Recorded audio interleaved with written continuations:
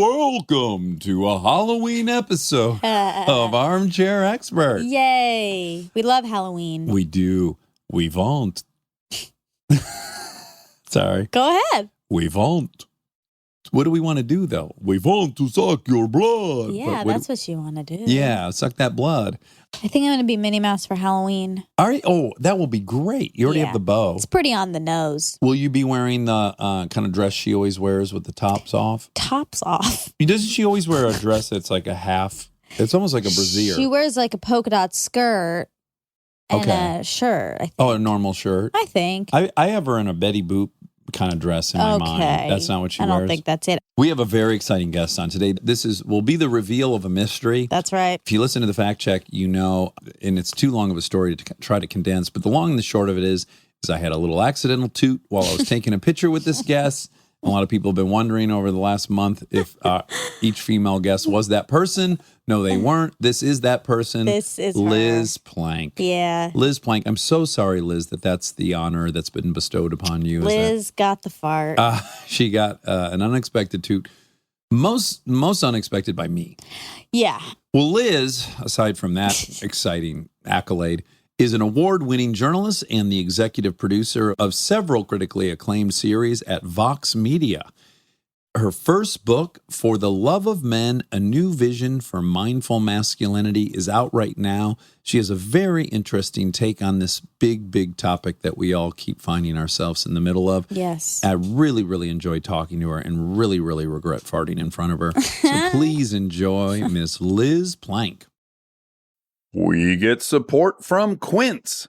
So we've been talking about Quince a lot lately, and as we head into fall, it's the perfect time to reset your wardrobe with their amazing pieces. I think it's so fun to do when the seasons turn over to just spruce up your wardrobe with a couple specials, and Quince is the place. Totally. We're talking organic cotton, Mongolian cashmere, tailored chinos from just $60. Premium fit and quality you'd expect from a luxury brand designer. I love Quince. You know, I like it understated and subtle, and I like stuff that has high quality. And Quince checks all those boxes. I love a lot of stuff from Quince. Honestly, they have incredible premium denim, which is very important for fall. It's pretty much all I wear in the fall is denim. And Quince has such a good selection of quality denim. Their stuff is so versatile, timeless, and built to last that you just grab every single day without thinking. Right. And all of that for 50 to 80% less than similar brands. They go direct to ethical factories, cut out the middlemen, so you get all that quality without overpaying for it. We love that. And they do way more than clothes. They have bedding, cookware, bath essentials, travel must-haves, same deal, and great quality. Upgrade your everyday. Download the Quince app for app-exclusive offers or go to quince.com/Dax.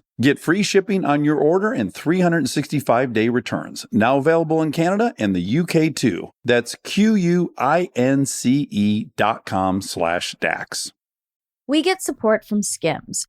Oh man, do I love Skims. I've been living in the Skims lightweight cotton collection all summer, and I have to tell you, getting dressed has become so easy. I just throw it on. It just feels right immediately, whether I'm grabbing coffee or I'm on the couch all day or I'm out, even going to dinner. The cotton is so lightweight and breathable, which in this heat is a non-negotiable. The cotton jersey t-shirt, I just need everyone to know about this one. This one hugs in all the right places. It's very soft and it still looks and fits the same after months of washing, which is very hard to do, I feel, with t-shirts. I've been wearing the black cotton jersey t-shirt with basically everything all summer long. It goes great with any patterned skirt or shorts or pants. I mean, anything truly. I believe that's probably my favorite piece from the cotton collection, but they also have great lightweight cotton thongs that are so comfortable and they're cute. That is a very, very hard mix to achieve, especially with undergarments. I feel if you can find some that are cute, but also comfortable and do the job, that is a win. And Skims has really, really figured that out with the lightweight cotton collection. Shop Skims cotton and all of my favorite pieces at skims.com. After you place your order, be sure to let them know we sent you. Select podcast in the survey and be sure to select Armchair Expert in the drop-down menu that follows. He's an armchair expert.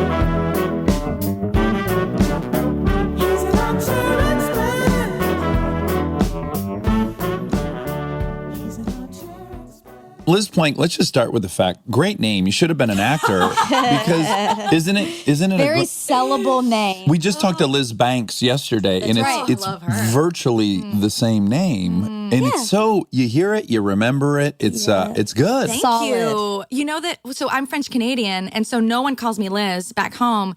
And so sometimes as a joke, my family will go, "Hey, Liz," because it's like I'm Liz in my professional life and Your show in America, business I life. guess. My showbiz life. But I love it too. I think it's easy to say. Wait, do they call you Elizabeth? They call me Lisa. It's very strange. And Ellie, which is the short name in French. I was always Ellie.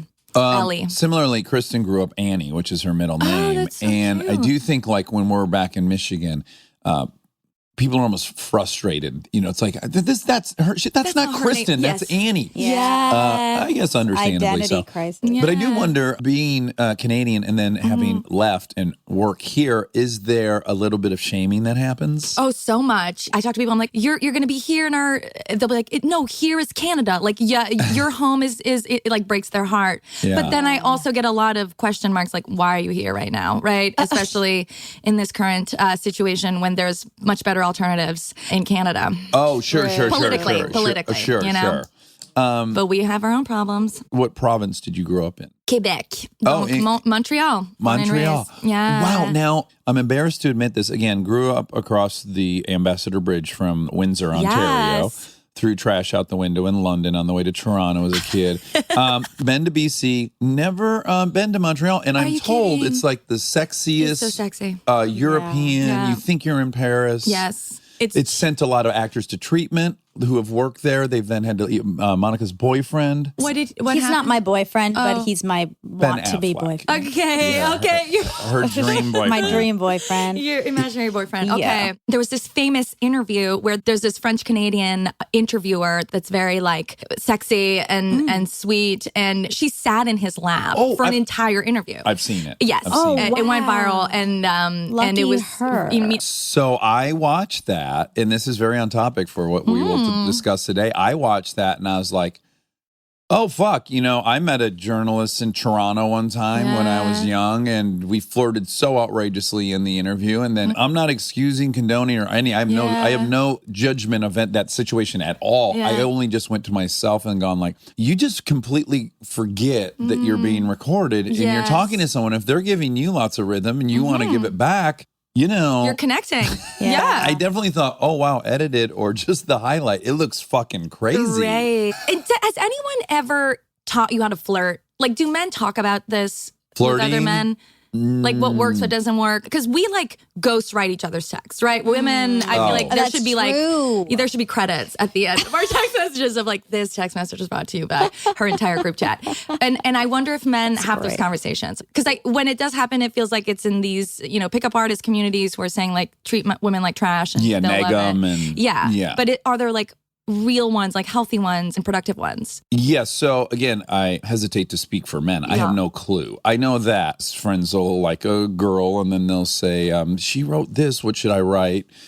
So I'm involved with that. I've also like sexual stuff. One of our best friends, I won't out him, but he was like, how are you making your wife orgasm? And I'm like, well, here's what you got to get. You got to get this vibrator. I recommend this position.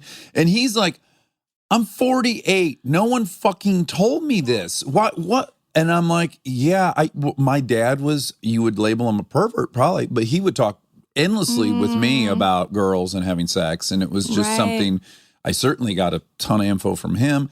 I also was lucky enough to have like an older lover when I was 15. And she was like, listen, this is how you go down on a Yeah. girl. Thank God. Yeah. I didn't know. Wow, the fuck do you know how that thing works No. unless someone tells you? And it's the golden trio, right? Through studies, women to orgasm, it's three things. It's clitoral stimulation, oral, and hard kissing, like hardcore kissing. Ooh. Right? Oh, I didn't know that. And see, clinically. and it's not just that men don't know this, but also a lot of women don't know this. Well, and herein lies the problem, and this is something that we will keep circling back to, given the book you've written and the different studies you've had, which is I've been with lots too many women. I'm a cliche. That was one of the definitions of being a man, and I fucking did it.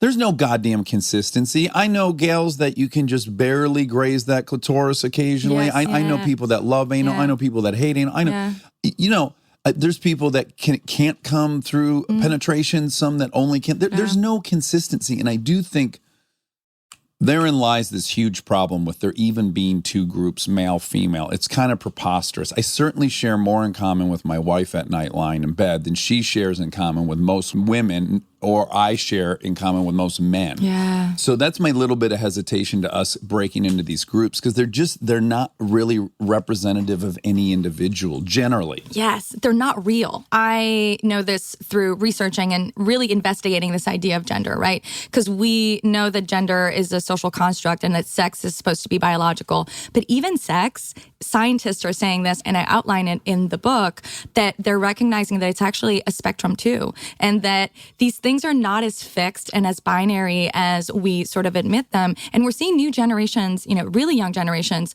I've interviewed some of them for the book. I talked to David Hogg and had the privilege of talking to him about all kinds of stuff. I was talking to them about masculinity, about the intersection of masculinity and gun violence, which I share in the book, this amazing quote about, hearing his sister crying after the shooting because she lost 4 friends that day and not being able to be in the house, and realizing that because he'd never felt empathy, he didn't know how to feel empathy. Sure. But then he also, as he's leaving with his friends, I hear them sort of laugh and be like, what's gender anyways? Right? Like sort of laughing even kind of at me, like this 32-year-old dinosaur, for even inquiring on this idea of gender. Or believing in the concept. Exactly. Well, let's backtrack for one Yeah. second. In Yes. 2000, when I graduated college, there was XY, 45, and 46. You either had 2 X's or you had an XY. So Right. how is that variable? So basically, you can look at chromosomes, you can look at genetics, or you can look at hormones. So depending on what you're looking at, you can come up with a different definition of what sex is, right? And so, just looking at the chromosomes, obviously there's some variations even within those two. But then if you look at Caster Semenya, right, this amazing Olympic athlete in South Africa, Right. Well, for her it was a hormone difference, right? Oh, okay. So she produced more testosterone than is quote unquote, I don't know, the definition of how much a woman should be creating testosterone. But obviously she's a woman; she identifies as a woman. But these categories are a little bit difficult. They are, and that all that Olympic stuff, you can be swayed by both sides of it. sure. But back to the XY. So yes. Again, in biology of 20 years ago, when I was still reading about it, you have your DNA and you would say you're genotypically male or female, Right. but you can be phenotypically male Sure. or female. So yes, you could have Klinefelters, right? Or you could have XXY or XYX. You can certainly give those examples. They exist, but they are also very anomalous. Also, yes, your hormones. I take to keep my hair, I keep a testosterone inhibitor. Right. Had my wife had a boy in her, Yeah. when her body started sending testosterone down to tell the ovaries turn into testicles, had she touched my she could have made the baby phenotypically female, even though genotypically would have still been male. Right. I'm probably old in this, on the wrong side of history, but the genes part of it to me isn't even a debate worth having. I feel like that is perhaps an attempt to go, you're not believing me that I'm a woman. And your defense of why I'm not is this piece of data. And so now I have to undermine that data but why? You don't have to go undermine that data. You have to convince the person it's not related to that data. Right. I'm a little suspicious of trying to attack or redefine the data. But why does it matter how someone else identifies, right? It doesn't at all. Right. It doesn't at all. Right. I'm saying, let's say you're a trans person and you say, I am a female. And then there's some other person going, well, no, you're a male. Right. And then she says, no, I'm a woman. And then he says, no, your genes. I did a DNA test. You are XY. Now the trans female is in a position to try to debunk Right. what he just said to Yes. win the argument. Right. That's not even that doesn't deserve debunking because it's not relevant. Right. This person definitely feels and identifies as female, and that's enough. Right. Enough said. I don't know why we have to go try to reconfigure how we interpret the genetics. Well, probably to because appease. there are people in Who are- that position saying that. Yeah, I mean, there are people like Ben Shapiro who say trans people don't exist because you either have a penis or you don't have a penis. Right. And I'm barely paraphrasing. Like, Right. That's basically what he said. Sure. Which And- I totally disagree with. Right, of course. And it's almost in so much of this, we end up, and by we, I mean, I don't know, progressives or people who are pro human rights and pro self expression, we end up playing into the framing that they cause us to work in. So here we are arguing about chromosomes and, the biology. None of us have any of this sort of knowledge. We're not scientists. When actually what we really want is a society where everyone can be free to be who they want to be, and where these social constructs, right, that we've assigned, which are more to important than our categories. genetics. Exactly. Yeah. What matters is that no matter what you have between your legs, you shouldn't be conditioned to believe that you don't have a full expression of your emotions, or that you don't have the same need for intimacy and connection, or that if you don't have that between your legs, that you are inherently, I don't know, passive and need to be fragile, and all of these stereotypes. Like, we've made up that is made up. That is gender performance. It's doing gender. We do gender every day. Yeah. And did it this morning. I do it all. I'm doing it right now. And it's great that the reason why I wrote the book is that I got so much freedom and pleasure out of a conversation around feminism, and around me basically discovering who I really was, and leaving aside the things that I had taken on because of society, because of the movies I'd watched, because of the things that I'd been told by my friends. And I just want that same freedom for men. Yes. This is actually a conversation about freedom. And again, when we get lost in this, well, how does testosterone actually, well, this study, right? We were talking about this. You can use any study to prove anything. Yeah. But what I wanted to do in the book is just show a different perspective. Because if you read in the newspaper, if you read in the media, if you look at TV and film, testosterone and masculinity is always presented in a very monolithic way. Oh, sure. And there's these assumptions out there that men are just inherently more violent. Men are just inherently more stupid. I mean, this is, I get this said to me even on this book tour, right? Yeah. By men, not just women, saying, well, men are just dumber. And I'm like, I don't think so. I don't believe that half of humanity, of this human species, is just dumb, by virtue of, what's in between their legs. Yeah. Let's go to the Olympic thing for 1 second. Yes. Because that one's really fascinating. Yes. Because here on one hand, you have the right of that female athlete that people are coming to the rescue of. Yeah. Understandably so, as they should.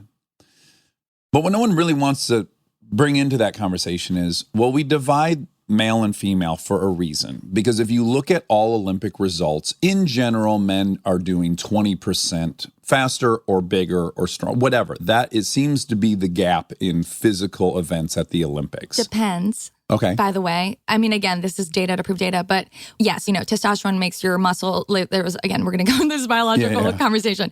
But if you look at high levels of endurance, for example, so these ultra marathons, women actually tend to do as well or better than men. So there is a difference, but yes, generally speaking, you men, turn on track and field. Sure. The men are running whatever they're running, 3.2 in sprints, 40s. They're jumping a couple feet longer, all that stuff. I don't think anyone wants to get bogged down in that. Yeah. So yes, you want to protect this one female athlete who is shown to now have testosterone on par with any male that's competing. And we've also isolated that being the hormone that's creating these results in the men. So you're protecting her, which is valiant and honorable, but you're also throwing away now every single woman who's competing. So you've devalued their implicit right to compete on a level playing field. It just becomes a very utilitarian Kantian thing. Are you doing the right thing because it's the right thing for her, but is it at the expense of all these other people? And who has the most rights to be at the Olympics? I'll add into it, no one has a fucking right to be in the Olympics. Guess what? I can't be in the Olympics. There's not a chance in hell. I don't have whatever it takes, whether it's mental or physical or whatever. People aren't born with a right to compete in the Olympics. Sure. Am I in trouble yet? Yeah, no, I mean, yeah. So this is what I'll say, because again, I think that this is, first of all, like a debate that's worth having, and it's complicated. These things are not easy, and that's why it's important to have these conversations and to have space to talk about these conversations. Here's what I'll say. I think that if Caster was a white, blonde, traditionally attractive, thin woman that was an athlete, and she had the same levels of testosterone, all of the data points would be the same.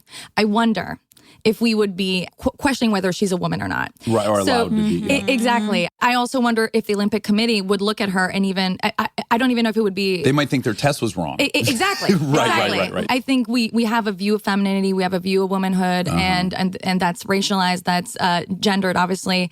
And so, again, that adds a layer to this, and a layer that I think is worth discussing, too, in women in sports. I mean, there's so many layers there. Yes. Of it's only going to get inequality. more and more complicated. Yeah. Well, I think, I guess what I'm pushing for is like, we'll have to make a decision. That is the nature of life. And quite often you're choosing between two bad decisions. Either these women have to compete with someone that has 3 times the testosterone level that they have, or we're going to tell this woman she can't be in the Olympics because she just naturally has a high testosterone. Right. Neither are fair. Both suck. Right. And that's why I think police stuff gets oversimplified. It's like, look, there is clearly a horrendous systemic racial bias among police. There's no question. Also, police work is a fucking dirty business. You're walking into strangers' houses where someone is called screaming on the other line going, come help. You don't know what you're going into. Yeah. And the notion that any human's going to walk into a situation that chaotic and then perform perfectly in all levels is a little delusional. Yeah. We have to admit that, hey, unless you want to go clean up the fucking dirty work, we have to have some margin of error that we're all going to accept. Right. So Renee Myers, she's actually the head of diversity at Netflix, but she's done a lot of work on unconscious bias. And she says, if you have a brain, you have bias, right? Sure. And in this conversation around the violence with police officers and the killing of unarmed, mostly Black people, of course, is we individualize these cases, right? And it's really easy to go after the man who shot Michael Brown. It's really easy to go after even George Zimmerman, right? And to say this man was racist, this man was motivated by all of this internalized racism and externalized racism. But we also have to acknowledge that there's a system that we're all born into and out of. And that's also comes back to the conversation around masculinity, that in the Me Too movement, in this amazing movement, powered by Tarana Burke and so many women who have been so brave and courageous, and men also who have come forward as victims, we're like, okay, Harvey Weinstein's in jail. We're just going to jail all these people. We're going to exile them to another planet. And it seems like Russia would take them all with open arms. I think so. Yes. Judging by my comments, there's a lot of Russian bots who are super pro Harvey Weinstein. I want to say one more thing, last thing on Olympics. Okay. No one's evaluating the amount of testosterone among each person. Everyone has a different amount of we have different amount of testosterone. And it varies across your life, by the way. You had less when you had kids. You're dead right, but there is a parameter that they've decided is, again, they have to enforce men taking testosterone and anabolic steroids, so they have to state a level that they think is the high end of what could be possible. So even the male athletes are getting tested for testosterone to make sure they're not doping. Well, are they tested for extra? Like, are they testing everyone's testosterone levels coming in? Yes. They were testing. So then maybe the new variants can be that. Meaning, can be a level of test, like it can be broken down into those sections as opposed to like categories, men, women. Sure. When everything's so like a man could have the same amount of testosterone as one of the females, and so that seemes like a compelling solution. But again, someone has to figure out how we're going to divide people to make it semi-fair. Yes. Right. Yeah, so but the point you're making, which I thought was so well illustrated in the OJ documentary, was Rodney King. The evidence of systemic racism wasn't the 4 cops hitting him with the batons. That was so obviously and egregiously racism. But it was the 12 people that lied in their report when they got back to the station. That tells you that they knew what part of a system they were involved in and how you should act. And that is the proof of the systemic racism. Right. But yes, inherited bias. And this, do you know who Talib Kweli is? Yes. Okay, so he's a good friend of mine. I love him. He's been on here and argued with me a bunch. I went on his and argued with him. Yes. We have mostly the same viewpoints, but we do differ enough that we can argue. And one of the things I was saying, we have constructed rules to this game where the stakes are so high that you're never going to get people to own whatever level of racism they have. Yeah. Let's say it's out of 10. Everybody's on the fucking spectrum. I'll give myself a 3 on it. But if the only options are binary, racist, you're like a white nationalist, or fucking not racist at all. If those are the 2 options, guess what? I'm going to defend the shit that I'm not a Nazi. Yeah. And so there's no latitude or room for anyone to really own what level of racist they are or what level of inherent bias they have, because the stakes are such that you'll be eradicated from Netflix if that label should befall onto you in some convincing way. Yeah. So those are very dramatic stakes, or at least appear to me to be very dramatic.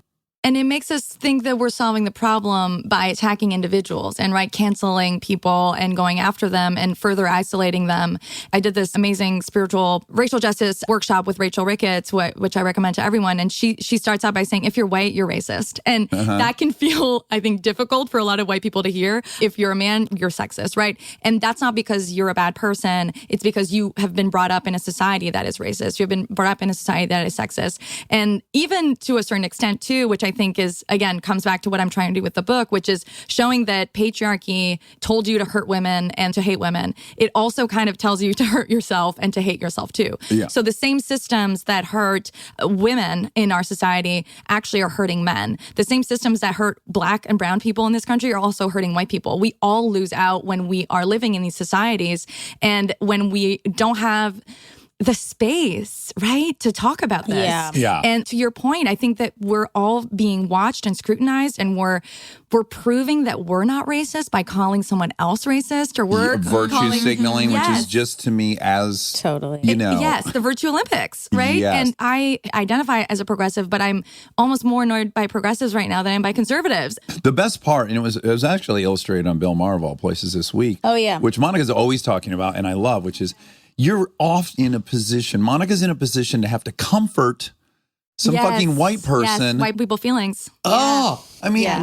talk about a double whammy. Yes. It's like, all right, so you've already, excluded me, and then now you've come around, and now I've got to comfort you and absolve you of your sins. I don't want to deal with any of this No. fucking shit. Just pay Yes. me and give me the opportunity Yes. and shut the fuck up. I also appreciate an effort Yeah. and a reaching out of, I know that I affected you. Like, I appreciate that because it means they're thinking about it. And I prefer someone to be thinking about it than not thinking Yeah. about it. So, Yeah. Yeah. Well, and again, all this stuff is so complicated that it does not make for good tweets. It doesn't make No. for good sound Yeah, bites. exactly. But one of the things I'm always hoping to delineate the difference between, there is abject racism. There are white nationalists. There are people who think they are the supreme ethnicity and everyone else is less than.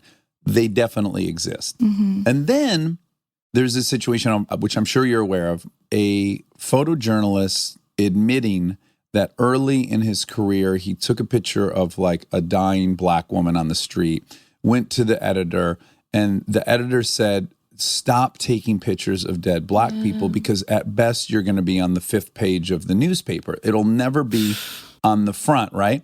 And the point of this thing we read was that that's systemic racism. But I said, well, hold on, though. Let's take the whole world into consideration.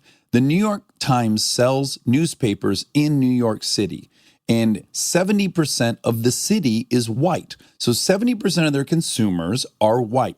People have limits of empathy. You identify more if you're white with someone suffering that's white.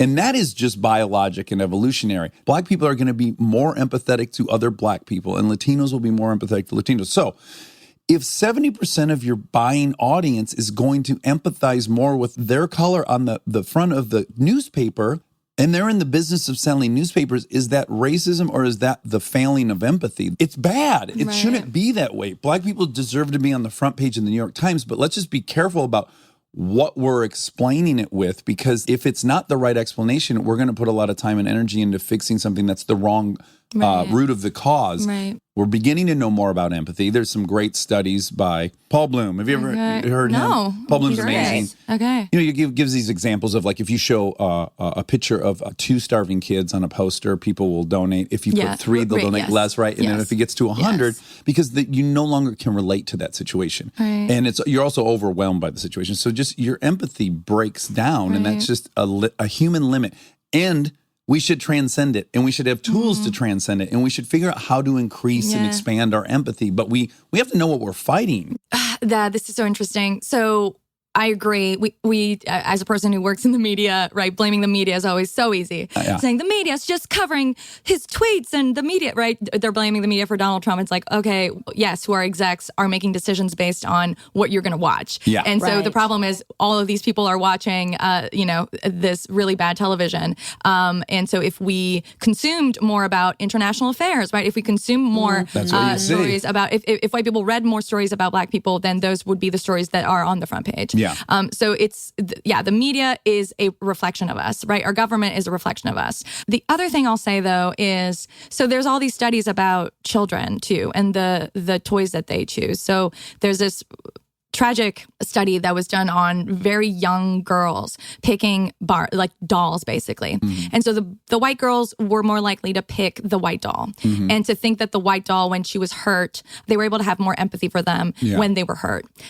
The black girls were also more likely to pick the white doll and to have more empathy and think that she is more hurt when she is hurt. And I'm saying that wrong, the hurt thing. Maybe we can look it up. But there's something about, I don't know how they measured the empathy, but they were able to measure it. And it wasn't just white girls who had more empathy for white dolls. It was the black girls too. And so, yes, there's an anthropological, biological, evolutionary explanation for why I'll have more empathy for a white woman who's asking for money than a black woman who's asking for money. Yeah. I hate to... Or a man. Or a man, exactly. Or whatever in-group, out-group you find yourself in. Absolutely. But I also think that empathy comes from the images that we see, right? Totally agree. And from the friends that you have. In America, one of the things that I was struck by, to be completely honest, is how segregated friend groups are here.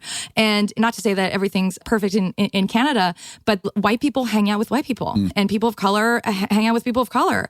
And that segregation, I actually think we could solve. And this is, my little, maybe I'm too hopeful, I'm simplifying everything, but I think that sexism can be solved by men being friends with women and believing in that. And that's happening more with young men who just have more friendships with women than they used to. So they're not just interacting with women that they want to sleep with. They're interacting with people as, people and as human beings. But I also think there's women men don't want to sleep with? I know. It's crazy. I've never met one. Shocking. It's shocking. Maybe they still want to sleep with us, but they're still, and we want to sleep with you too. I know. Yeah. Oh my if we control for violence and shaming, yes, you do. Yes, we can create the utopia. Yes, I heard that on your podcast. Oh, yeah, Dan Savage. I love that study. That study tells you everything. And so the easiest way to break down that bias and that unconscious bias, sure, you could take a workshop and do the whole thing and read all these books, and you should do all those things. You could also just have friends who are not like you, right? Who have a different experience. And then you're going through the world with them, right? You don't have to read a book about what it's like to be a black woman in America if you are surrounding yourself by black women, right? And living through their experience with them. We're hardwired for empathy. So we're actually going against our nature when we're segregating each other in these, tribes based on arbitrary characteristics. Stay tuned for more Armchair Expert, if you dare. We are supported by Walden University. You know that feeling when you've been thinking about making a move, going after the degree, the promotion, the thing you keep telling yourself you'll get to someday? Walden University is built for that moment. For over 50 years, Walden has helped working professionals get the W, the knowledge, the skills, and the confidence to create real change in their careers and communities. Their programs are designed around your life, not the other way around. With Tempo Learning available in select programs, there are no rigid schedules or set weekly deadlines. You move at your own pace. And Walden's faculty aren't just academics. They're practitioners who bring real-world experience into everything they teach. From your first class to career coaching and beyond, Walden is your partner the whole way. Take the first step and learn at a pace that works for you. Visit waldenu.edu. Walden University. Set a course for change. Certified to operate by Chev. We get support from Apple Gift Card. Back to school is here, and for many, that means some big life transitions. Whether they are heading into a new grade or setting up a dorm for the first time, you want to give them something that actually supports their growth and success. Apple Gift Card is a versatile solution because it takes the guesswork out of gifting. It's not just about a new pair of AirPods for focus. It's about giving them the invaluable chance to choose the digital tools and subscriptions that suit their unique journey. They can use it for productivity apps on the App Store, movie nights on Apple TV, or extra iCloud storage for all those new memories. With Apple Gift Card, it's so empowering to give the students their freedom to allocate their own resources. Celebrate their new academic chapter. Visit applegiftcard.apple.com to celebrate their milestones and gift one today. This episode is brought to you by SoFi, the all-in-one finance app where you can bank, borrow, and invest all in one place. Let's talk bank accounts for a second. The average bank savings rate is 0.39% in interest. You're earning pennies on your savings, but it does not have to be that way. With SoFi High Yield Checking and Savings, the money barely making moves sitting in your savings account can earn over 8 times the national average savings rate with eligible direct deposit. No account or overdraft fees, which feels rare these days. You can get your paycheck up to 2 days early, perfect for getting ahead of a bill or grabbing what you need right when you need it. Plus, get up to a $300 welcome bonus when you sign up with eligible direct deposit. Sign up for SoFi Checking and Savings at SoFi.com/armchair. SoFi Checking and Savings is offered through SoFi Bank N.A., member FDIC. Terms apply. This episode is brought to you by ServiceNow. Look, I have my dream job. I get to talk to folks I admire like crazy and ask them virtually any question that I want to. I can't imagine a better way to spend my time. But even dream jobs have some not so dreamy parts, the stuff that gets in the way of the actual work. Now, that's where ServiceNow's AI specialists come in. They don't just tell you what you should do about your busy work. They actually do it, start to finish. Cases closed, requests handled, no extra work for you. So you and your team can focus on what matters most, which for me is, are they obsessed with male bodies on the same level as I am? They never are. To learn how to put AI to work for people, visit servicenow.com.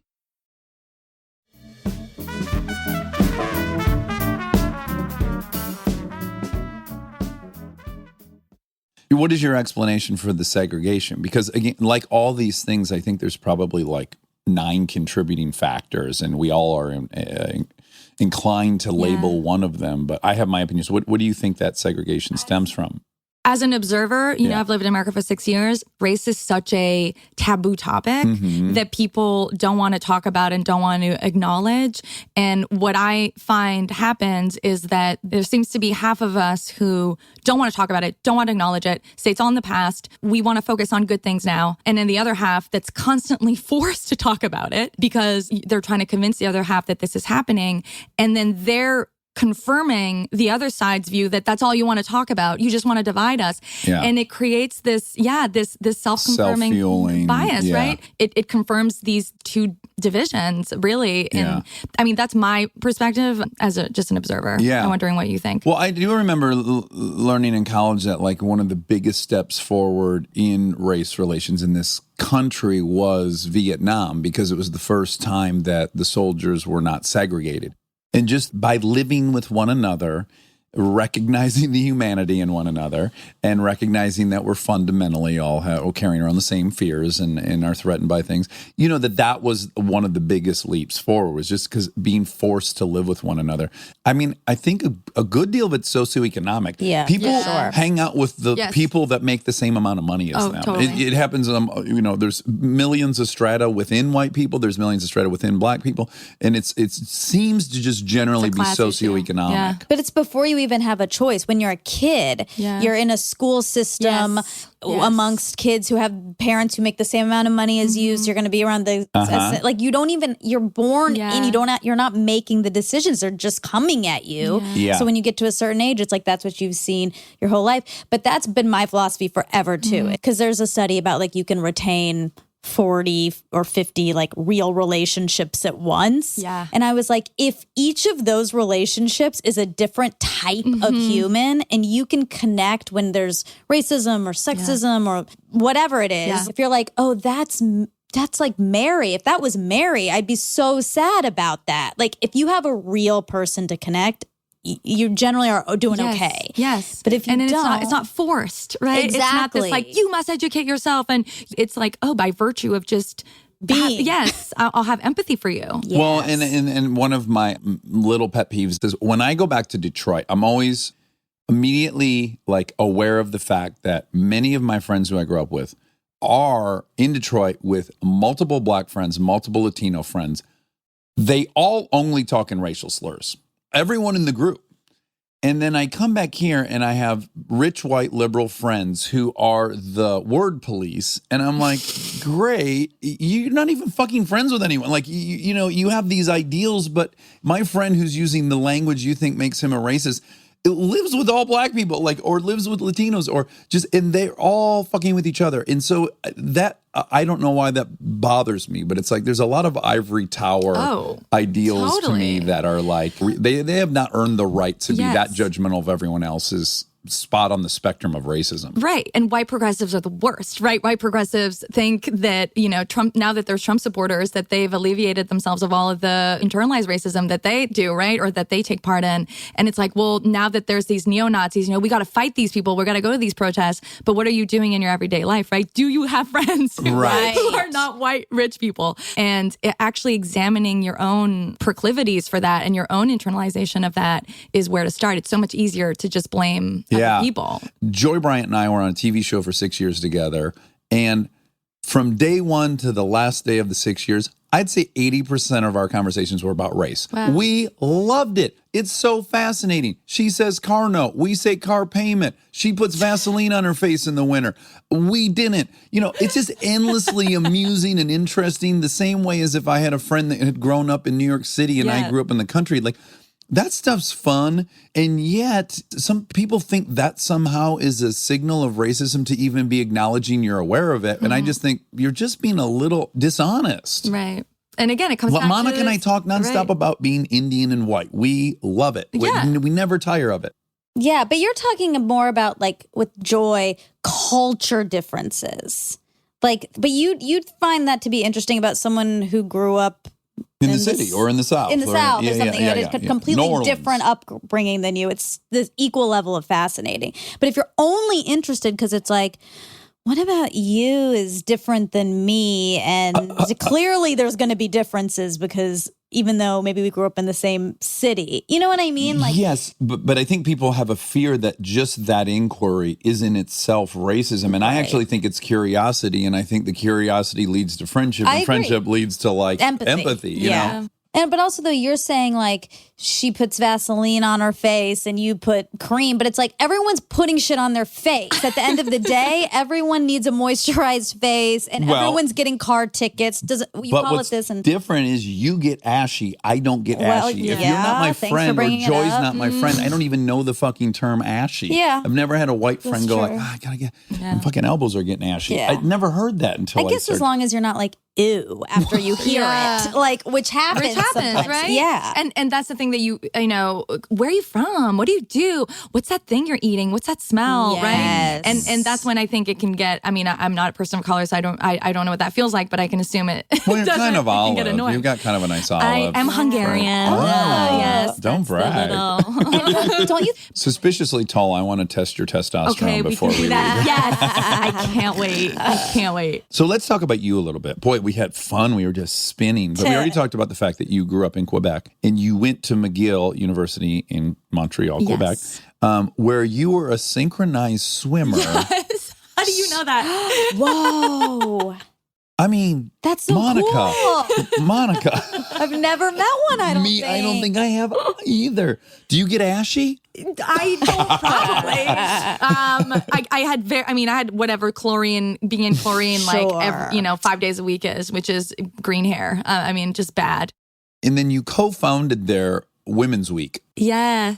So that's really cool, just in and of itself. It was mom strong and feminist and liberal and all these things. Yeah. So I grew up in a very progressive household, with two parents who basically were in full-blown communists. And like literally, sometimes people would call at home and they'd be like, did they ask about the part? Like, it was like you couldn't be a socialist. And so they were extremely politically engaged. And I grew up also, my mom is a survivor. And so I learned about very horrible things at a very young age about what can happen to women. Yeah. And so I just had that awareness from a very young age, and gender was always something that I was just fascinated by. Yeah. So I remember going to McGill and seeing women's studies as a potential major.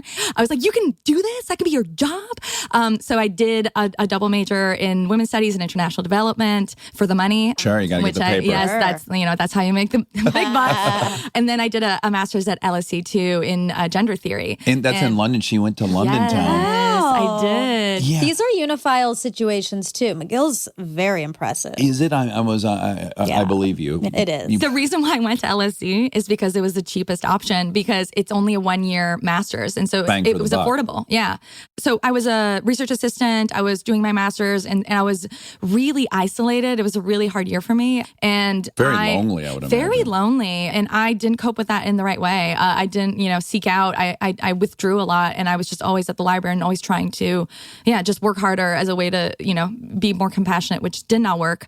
It was the 2012 Olympics and there was going to be female boxing for the very first time as a discipline, which I found really exciting because I am an athlete. I love to do sports. And so I was actually boxing at the time with this coach that was Irish. I didn't understand anything he said. He's Scottish, actually. Scottish is worse. That accent is very hard to understand for me anyways. And so I got really upset when I saw that they were going to force female boxers to wear skirts in the ring because it would make them more elegant, was their explanation. I always want the women bludgeoning each other to look elegant. Exactly. What an I would have oxymoronic- insisted that they had clutches too, so that they could only be fighting with one hand at a time, and they could switch hands with their clutch. That's how it should, right? And then in the breaks between rounds, I would insist that they would touch up their makeup. Yes. Yeah, sure. There we go. Those what should the be our people priorities. want. That's what the people want. Give them what they want. But you took action, Monica. She changed the Olympics. I mean, You changed the Olympics. Oh my God, that's great. We love the Olympics too. they're exciting. Yeah. And so I created this petition demanding that they would revoke this decision. And I shared it to, my 33 Twitter followers, whoever was following me. And it basically went viral. And then I was doing interviews with the BBC from my little shitty 5-pound phone that was, all fucked up. And I wrote this article that Change.org asked me to write. And then suddenly they published it in the Huffington Post. And that was like me being able to publish an article in the Huffington Post. Oh, forget it. Was something I couldn't even imagine I would do over the how course old of my were you? entire life. I was 25. Oh, Yeah. jeez. So it was unique and amazing. And then they revoked their decision and female boxers got to wear whatever the fuck they wanted. Yeah. And that was my first point of entry into I'm going to start a petition that they fight nude, like in the Greek times. that men, only men though, so that we Greco-Roman. women I think enjoy it. I've long made this argument. I think all the athletes should be naked. Because Monica and I watch the Olympics with such detail. Our eyes are peeled.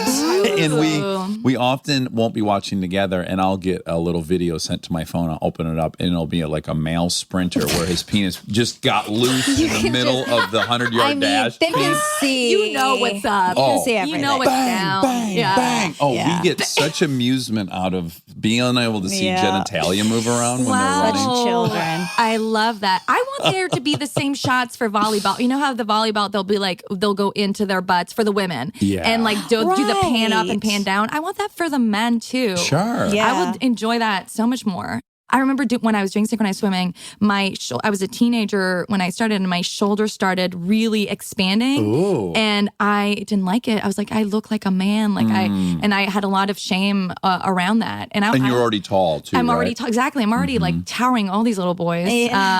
And so then I have the big, broad shoulders. That's nice. Okay, so you changed the Olympics forever. when you no, that's sweet. that's true.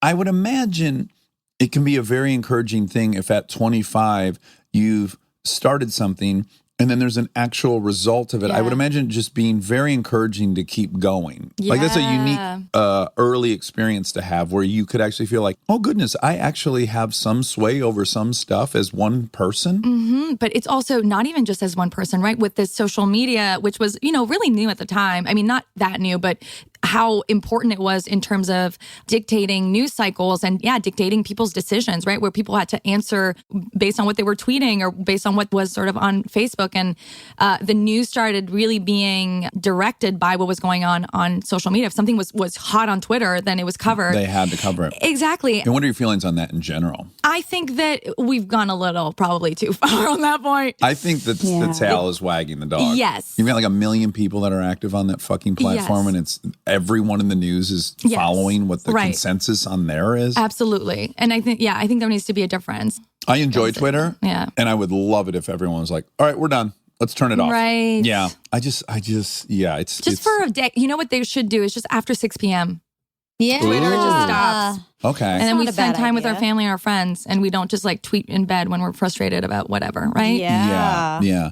Or we actively try to figure out how to get people to feel heard without yelling at strangers. I see the underbelly of it as something that's sad, which is that so many of us feel disconnected, or we feel like we don't have a voice, or we're not invited in the conversation, and this is this outlet for it, and that part's sad. But, you know, I feel like if those people went into their fucking community theater, or they were involved in a church in their town, I just think there's better ways to be heard and recognized. We're further isolating ourselves because we think we're connecting. Yeah. And we're not. It's misleading. We're alone. Yeah. Okay, so you got out of the London School of Economics and you changed the Olympics forever going forward. We'll keep saying that every 5 to 10 minutes. In fact, when in the intro, I'm going to say Liz Plank Olympic alterer. Oh my God. But ultimately, you landed at Vox. Yes. Okay, how did you come to be at Vox?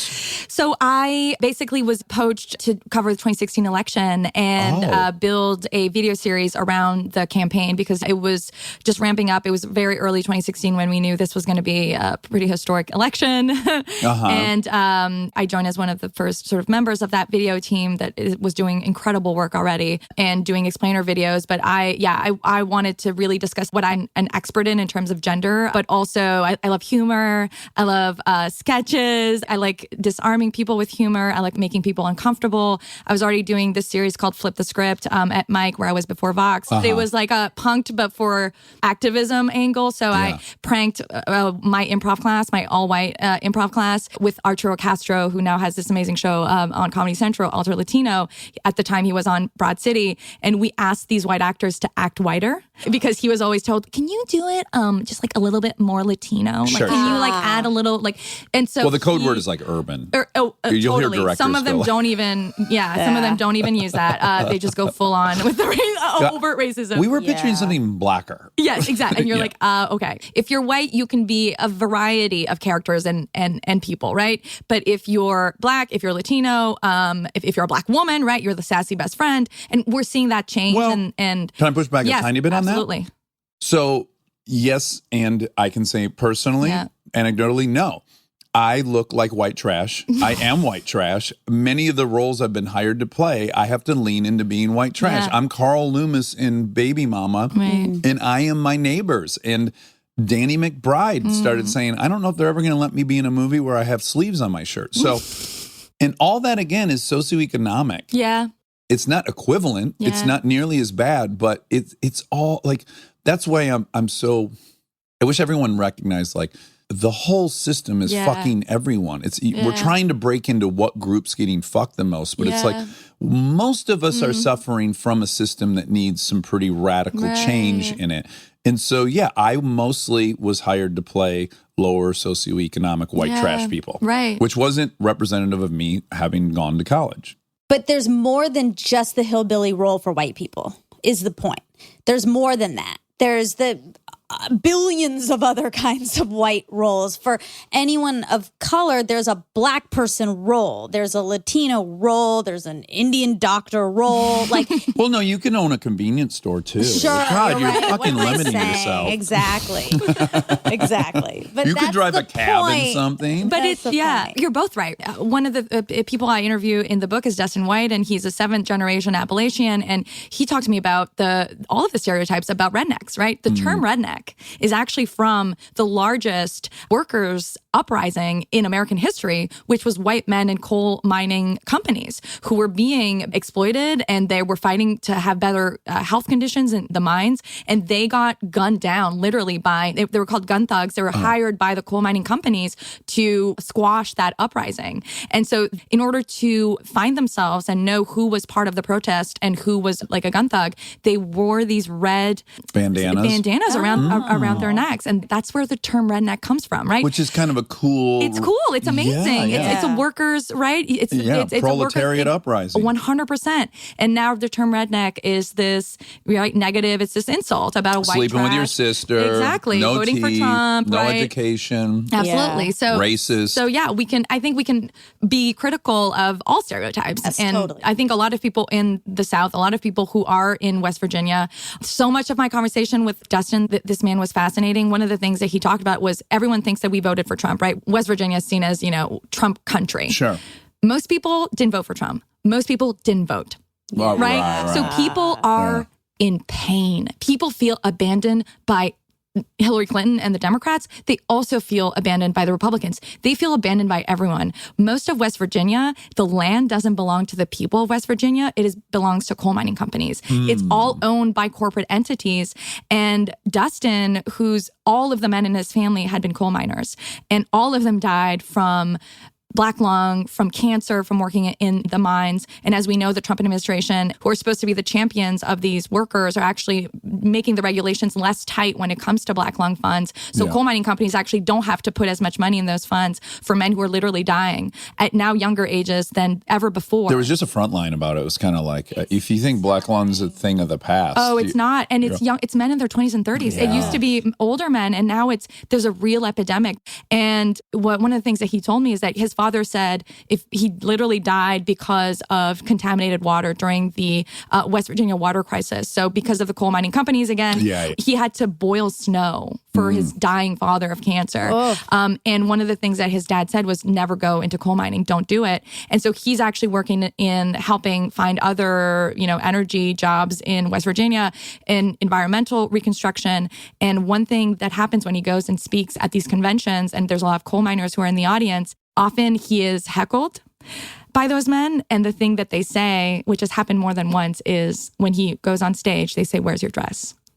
Sure, right? sure. So it's this like, you're not a man, right? You're not. A man would never man's up and gets his black lung and shut the fuck up. Exactly. Yeah. Exactly. All right. So your book, For the Love of Men, A New Vision for Mindful Masculinity, what urged you to tackle that? In the midst of clearly there's tons of still women's issues that need fighting for, did you go like, I'm going to extend an olive branch to men? What made you do that? So at first, the book was actually called How to Be a Man, A Woman's Guide. And it was a very different tone, right? And I started working on this 4 years ago. So it was before the Trump, election, all that stuff. And the world was, very different. And I was just noticing I was in these feminist rooms, in these feminist spaces, in women's media. And we were all in agreement that women were people and women were deserving of safety and protection. And we were all like, okay. And then, we'd think like the one guy in the back, and we all be like, cool, like go tell the guys. And then we'd all go break. And then I just was like, that doesn't seem like a good plan. That doesn't seem like the right way that we're going to fix these problems. So I went on this sort of journey really to examine masculinity. And through interviewing so many different men, through doing a lot of data and sort of investigation through data and research, I started realizing that masculinity was always presented as the problem. And I was really interested in how masculinity could be presented as the solution. And as I talked to men, I realized that they didn't want to talk about masculinity, right? That there was this male code that was really discouraging any conversation or any self-examination or self-analysis around masculinity. Well, even to self-evaluate as gay. Absolutely. Yeah. I saw this on Twitter literally last week where it's a guy who took a Snapchat of a beautiful sunset and it says, "I'm straight, but this is really cool." Right? It's you can't enjoy a sunset without being so many qualifying. So many guys will give me a compliment on Twitter and then they'll hashtag no homo. And I'm like, you don't. Isn't so that unnecessary? Look. If I were you guys and if I were gay, I'd be offended by that. I feel bad for that guy. I'm like, that's what happened to me. Bad. Like to be vulnerable and give someone a compliment and open yourself up. It requires you to then put a safety net under you that I'm not gay. Like that's just a sad state of affairs. Yes. And if it's in that one tweet, imagine what it's like in the rest of his life, right? Oh. Imagine what it looks like. And that's where, again, through talking with so many men, I realized, oh, wow, you're hurting me because you've been hurt. And you're hurt by the same structure and that same system that's hurting me. And not acknowledging that pain is actually going to worsen that pain and is going to make you go further into that system. And I started seeing what I think is literally a man crisis in our society at every level. In education, we see it when we open our TVs and we see there's a mass shooting every single day in America. Well, a lot of those people are women. Who are doing mass shootings? 1%, right? There's that and one they're woman black at Google. too. They're black and they're female, right? But and then you look at gun violence and you realize actually 2/3 of gun deaths in America are death by suicide, and most of those people are white men. So white men are buying guns to protect their families or to protect their wives. That's what they're saying. Protect themselves from black people and brown people. But most of them are using it against themselves. Yeah. And that is, again, that's a health epidemic. Women actually try and commit suicide more often than men, but men are far more effective, We're better at it. unfortunately. We're better. Because men tend to use more violent means. If they were Can I to commit also suicide, add something? The shame of having had a failed suicide attempt for a man Wow. is different than it is for a woman. I've known so many women that have been honest about a suicide attempt, and there's this whole path to recovery for them. And I don't know any men who have admitted to trying to kill themselves outside of AA. Wow. And I have a lot of friends within AA that'll talk about like suicidal ideations. Like there's all these steps before you commit suicide. And even if someone hasn't gotten to that point, they've gotten to the point where they're starting to evaluate it, you know? Right. But yeah, you just don't hear guys go like, oh yeah, I tried to kill myself 4 years ago. Doesn't really happen because that's such a weakness and a failing of the... It's an impotency that you didn't succeed, and it's also a weakness that you even did it in the first place. Right. And there's no room for that. Well, there's no room for weakness. Period. No, right? we can't have it. Male shame is something that I discuss in the book, and that I just realized there's just no one addressing it. And I've had so many men write to me saying, that chapter on male shame gave me a language to speak about something that I felt my entire life that no therapist or no person could ever, was ever able to do for me. And Brene Brown talks about the difference between shame with women. Women, we, first of all, have a language. We have a culture that acknowledges our shame, right? Our shame of not being perfect. It's always, I don't have the perfect body. I don't have the perfect thighs. I'm not the perfect mom. I'm not the perfect friend. Right. And we've had a language in order to be able to talk about that. And even amongst women, right? We obviously try and be perfect on Instagram and whatever. And, but we also are able to acknowledge that. And for men, it's that you're weak.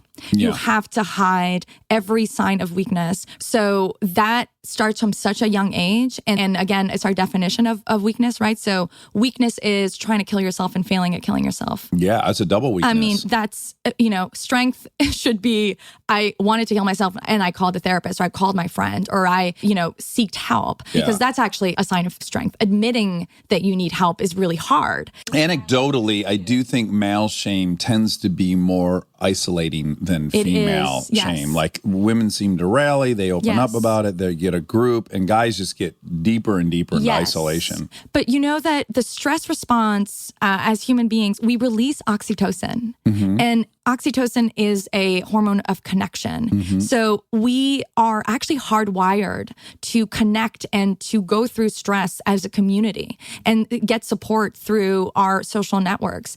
And men release that oxytocin too, but when you withdraw and you isolate and you're told, first of all, you don't need other people, and if you're feeling weak, there's something wrong with you, then men are not properly able to deal with the stress that they're feeling, right? Men don't deal with less stress than women. They just don't really have the language to be able to even know that they're stressed. Yeah. Right? Yeah. Alcohol consumption and drug use and so basically, sex abuse. Exactly. There's two routes when men do feel shame. Either they withdraw, they isolate, or they act out, right? They act out in often hypermasculine ways, right? So that's me. I'm going to raise my hand. Yeah.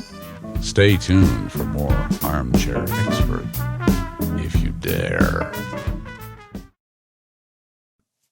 Living your best life means being extra where it counts and skipping the extra where you don't need it. Like in your cleaning products. That's where Seventh Generation comes in. Their bio-based cleaning power delivers a powerful clean with nothing extra in the bottle. Need a dish soap that cuts through the tough grease? A detergent that tackles the worst stains and odors? Seventh Generation handles it all without any dyes or artificial fragrances. Real clean doesn't have to come with a long list of add-ons. Upgrade to a powerful clean without anything extra.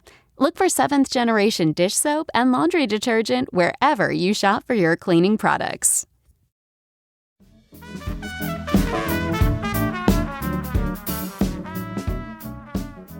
I think the great appeal of alcohol for most men is, and this is in John Barleycorn by Jack London, that's the only place in his whole life where he could go and men would talk to each other. Yes. Like that you could go to a pub, 4 drinks in, and you could say, I love this girl. my mom died. I love you. Yeah. And we need that lubricant, and it's so needed. And the only way we can get it is through this medicine. And so, of course, it's appealing. Yes. And I was aware of that. That's what attracted me to drinking. Oh, you knew? Yeah. That it was allowing you to connect with other men. Yes, I loved it. I lived to be with my 5 best male friends in Detroit getting hammered. And my best friend, Aaron, and I, everyone would go to bed around 3. We'd keep drinking till 10 in the morning. And invariably, it would be about our stepdads. We'd start crying. We'd cry almost every night together. Wow. And it's like, we certainly...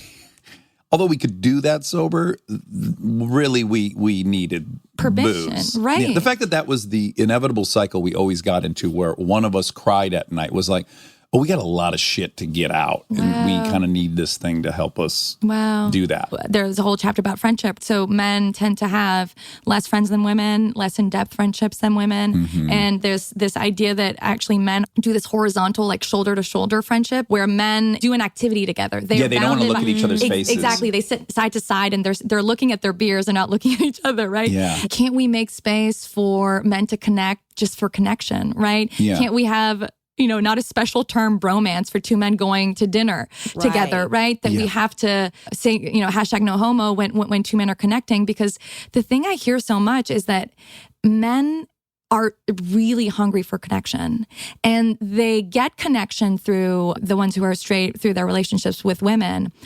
A lot of them are actually seeking connection with other men. Yeah. But they've been hurt the most by men. Right. And so where they're so hungry for the connection is that same place that they were hurt by, and that they're maybe at one point were vulnerable, right? When they were kids, that they did come out fully as themselves. And then they were told, don't do that. Don't be a pussy. Don't be a fag. Yeah. Well, generally elementary school, that's Yes. happening. And then you get to junior high and all that info gets weaponized. Yes. It's like, shit about kids back when you still shared about that stuff. And then everyone just gets fucking scarred. Yes. And then we just all shut it down. 100%. And I was severely bullied in junior high, and only by boys. And it was my best friend basically like turned against me when I got a boyfriend.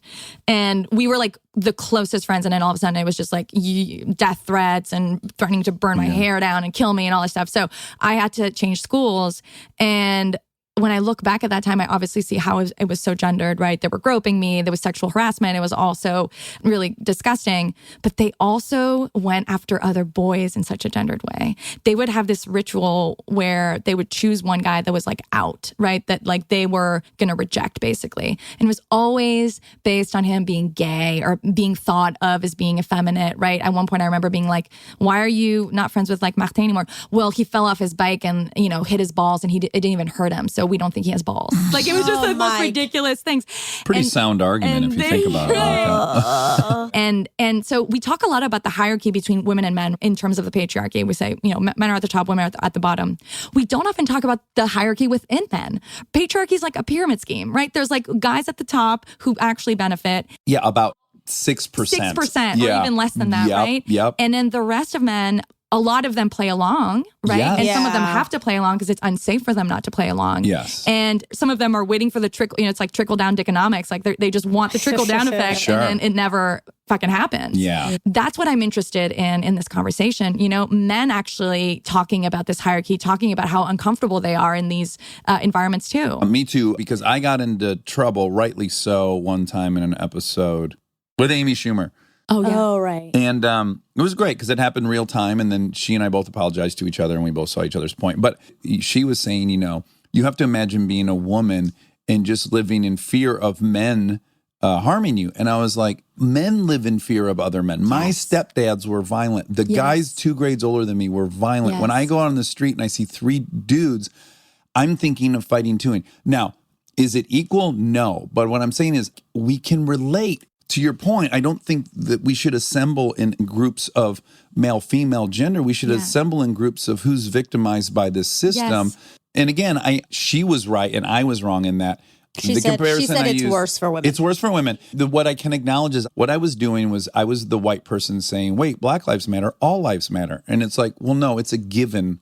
White lives matter. Right. I agree again with both of you. When we talk about gender violence, for example, that is code for men's violence against women, which is rampant in every society across the world and is something that we need to obviously talk about, and something that I've experienced personally, my mom experienced, that I have in my family, and something that I've thought about every day of my life. The other thing, though, that we don't acknowledge is that, yes, most perpetrators of violence are male. Yeah, for sure. But also, most victims of violence are also male. So if you look at, again, coming back to gun violence, coming back to men committing suicide against themselves or against other men, it is extremely common for men to be victims of violence from other men. And that's, again, where people say, after every book event, I've had someone come up to me and be like, why are you saying that women should stay with their abusers? That's not what I'm saying. I'm saying the opposite, right? That just because you have empathy for someone, it doesn't mean that you can't hold them accountable. And just because you actually understand why this person is doing this, that this is the best that they can do with what they have. Yeah. And they've been molested, or they've been abused, or they were handed, this patriarchal system that made them fear what makes them vulnerable instead of lean into it. Brene Brown had a study about this. Women who are victims of domestic violence, if they believe that their male partner is doing the best that they can, they're more likely to leave because they're not likely to think that they can change them, right? And this comes back to every conversation we have in this gender war, that women think that they can change men. Women think that men are inherently bad, so I need to stick around and right? What if we thought that men were inherently good?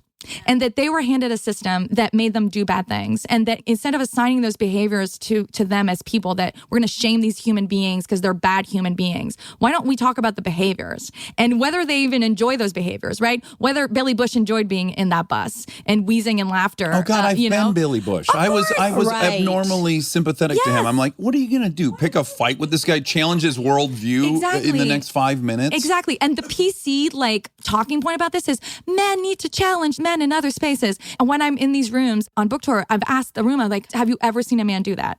Every man just shakes his head like, no, absolutely not. Yeah. Because you can't be that guy, or it's extremely hard to be that guy. Yeah. And it's hard to be that girl. Oh, absolutely. It's hard to stand up to someone you like or you admire or whatever. Well, and if you're in the middle of the rung and you want to call out the alpha, it comes at great risk. Yes. Yeah. And it's bonkers. And again, I want to admit, I have been a bully for certain. I have made tons of kids in elementary school feel terrible because I was getting made to feel terrible, and I fucking relished the few times I had control over something. So I just want to admit to that. I've been on both sides of it.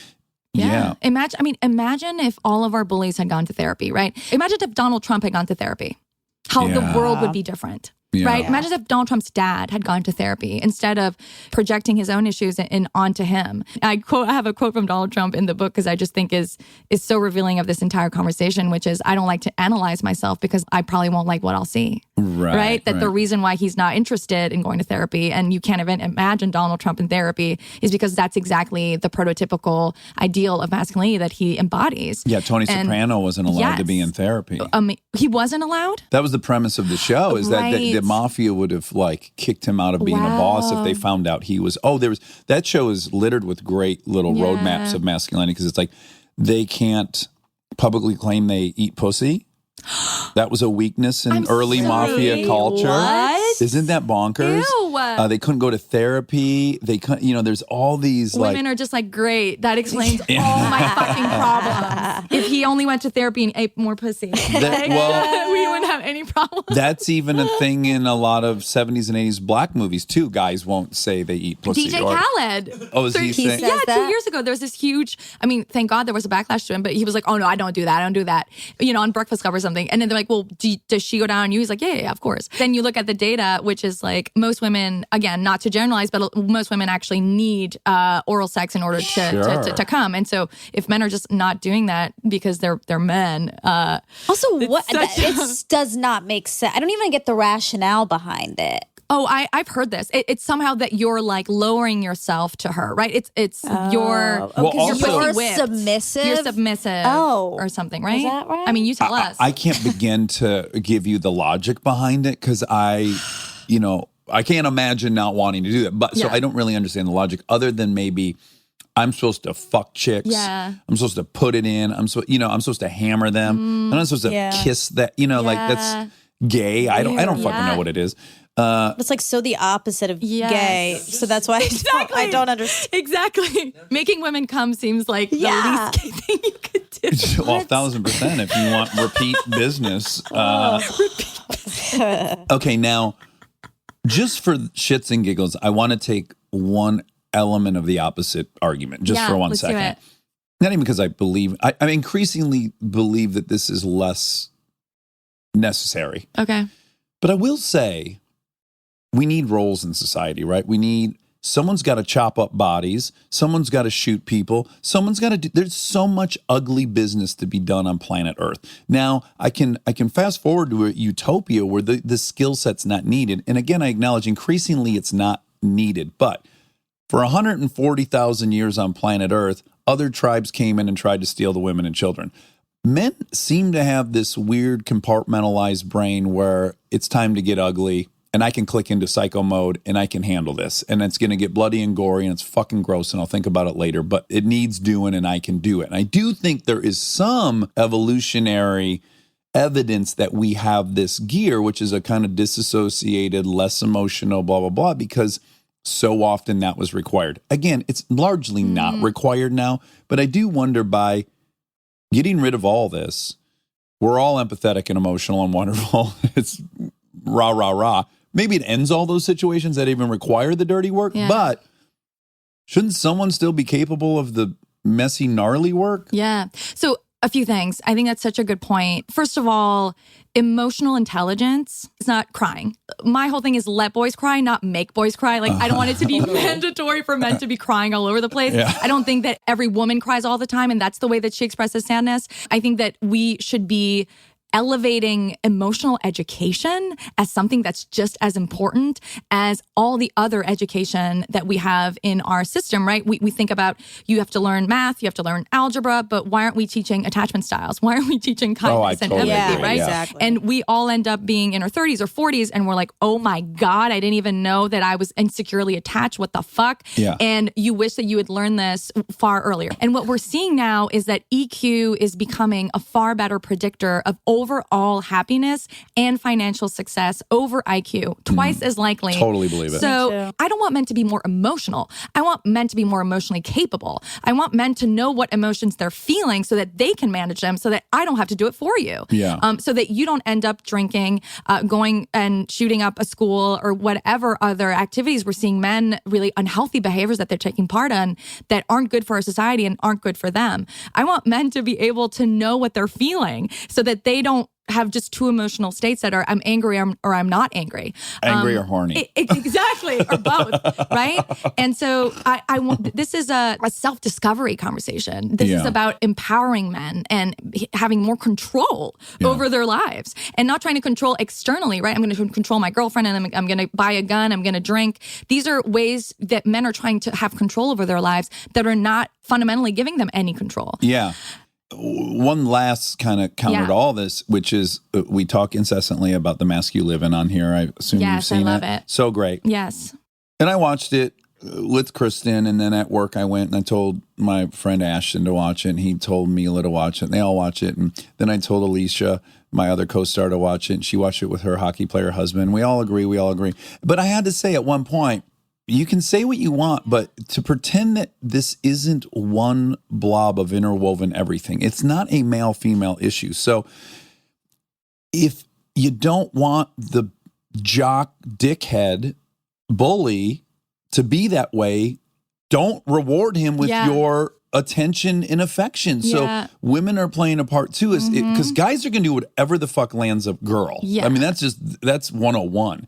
So it's like we're all playing a role. So I was like, yes, we all agree, but Kristen, you married a fucking gorilla. Mila, you married a fucking gorilla.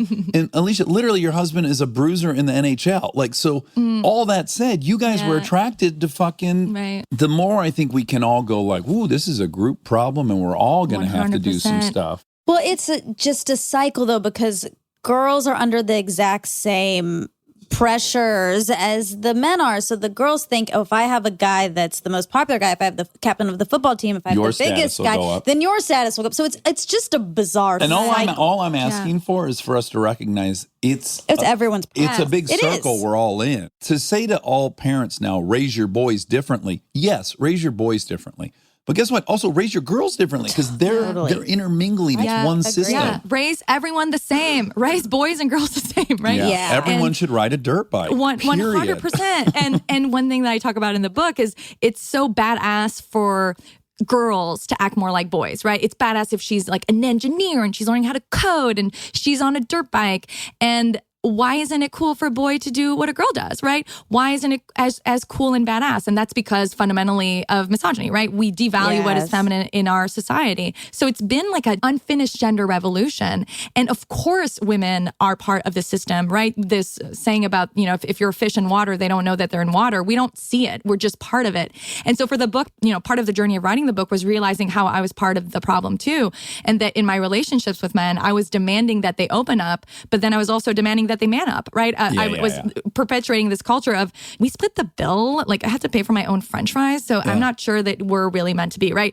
I was buying into the system. So I actually went on a chivalry diet for the book where I just stopped buying into all of these things. I started paying half of it for everything. I was like, oh, this is going to suck. Like now I have to pay for my own drinks. And in the end, I discovered so much more about my relationships and how when I was buying into these preordained rules, again, that are made up, that a guy had to pay for the drinks or a guy had to, if we went on a weekend getaway, like he would offer to pay for the house.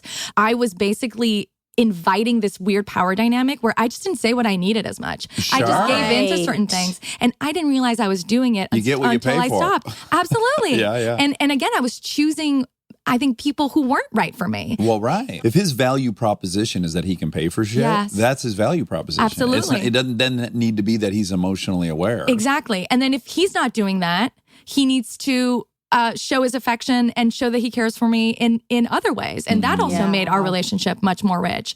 And then you have the data about same-sex couples, right? So same-sex couples, and I also came out as queer through the writing of the book too. And I started dating women, and I learned more about men when I started dating women, actually, and realizing that, again, this was just water to me, and I just didn't see how the system operated until I was out of it. Same-sex couples actually have far greater happiness in their relationships, and they share domestic chores more equally because, if the guy wants to cook, he has to say that he wants to cook, and it's a whole thing. Right. It's just like, oh, I really enjoy making lunch, and you really enjoy cleaning the bathroom, so we're just going to do it that way.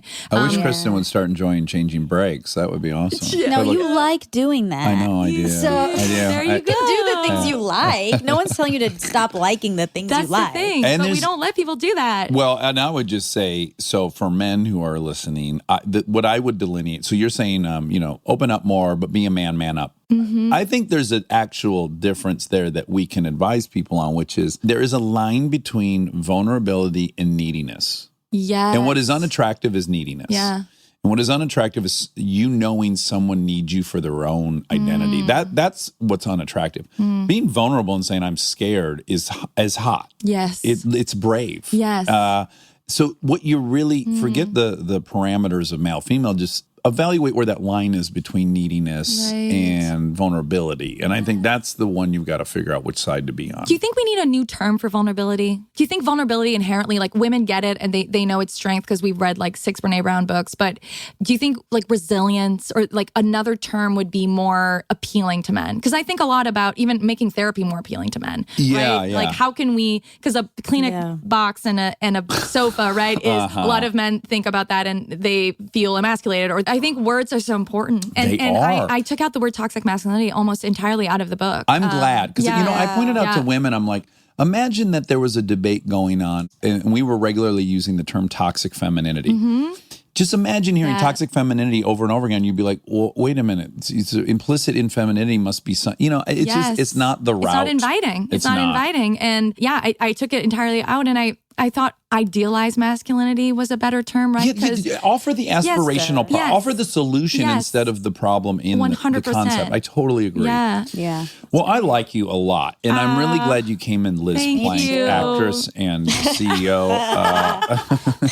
Fixer of Olympics. Yes, fixer of Olympics. So everyone should read your book. For the Love of Men, A New Vision of Mindful Masculinity.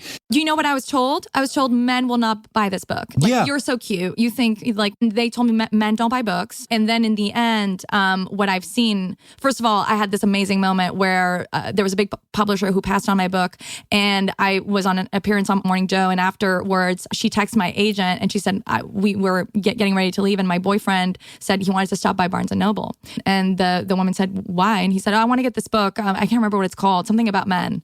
And she goes, is For the Love of Men? He's like, yeah. I want to get that book.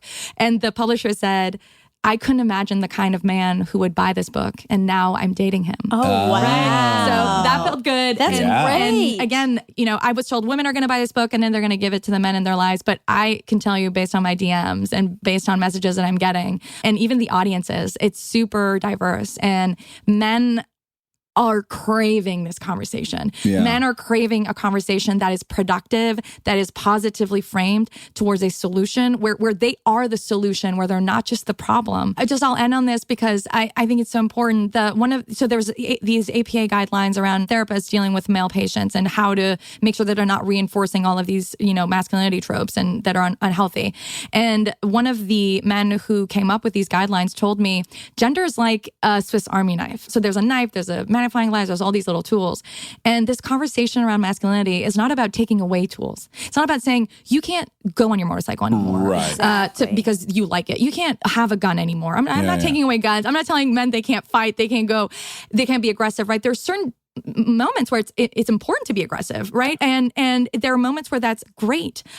It's about expanding the Swiss Army knife. It's about giving more tools. Yeah, adding a compact. Exactly. Yes, if you want, a little nail file if you're in the mood.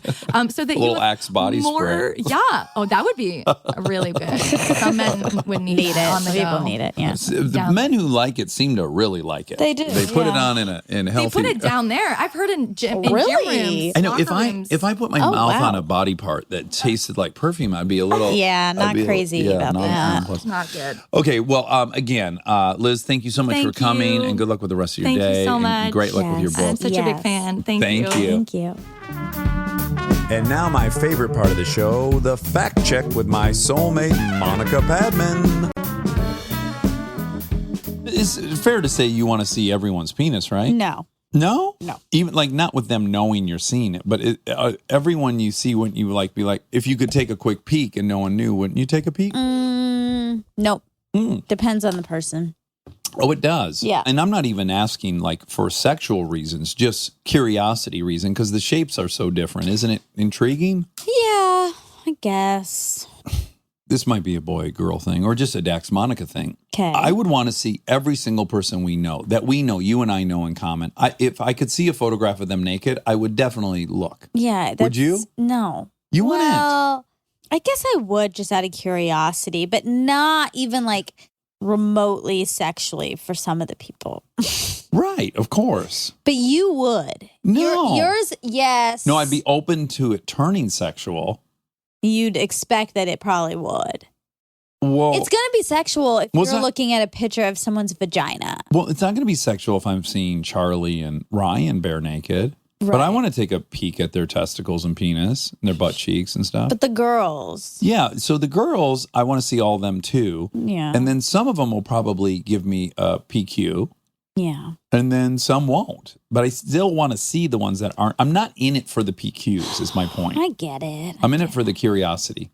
That just gave me an idea for a fundraising calendar. What if you got 20 celebrities? It doesn't make sense for a calendar because it would be 12. But let's say there's 2 per page. So 24 celebrities, 12 men, 12 females. Okay.